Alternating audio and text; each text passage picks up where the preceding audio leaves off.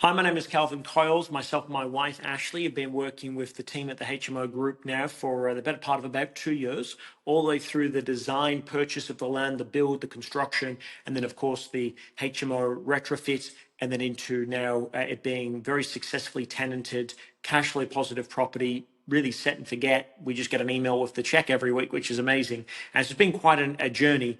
But it was a really interesting process that we went through with the team. We first wanted to get into property and invest into property, but naturally our concern, which was for same as everybody else, which is that you want to get into a property, and if you're going to invest in it, you're worried about the cash flow of that.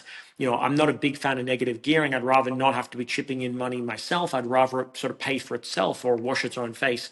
And Neil and Joe shared with us a strategy that they've been using very successfully with clients around the HMO, housing for multiple occupants. And that was quite controversial, certainly in our immediate circle. And people didn't understand it, they didn't get it. Maybe the concern they had was that it would be similar to sort of student accommodation, which can be quite difficult. But this was very different to that. And once we understood the model, it was the most obvious choice. Why would we have done anything else? Two things are important to that. One is obviously you get a huge upside in terms of financial return. That takes what would previously be a negatively geared property and makes it a positively geared property. So that was a huge win.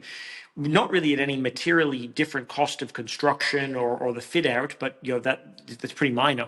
The other part though was from a social housing perspective. My wife and I, we run a business that endeavors to make as much of an impact in the world as we possibly can. So to be able to hit two birds with one stone just made good business and emotional sense, and it's probably one of the best decisions that we've made in our investment journey.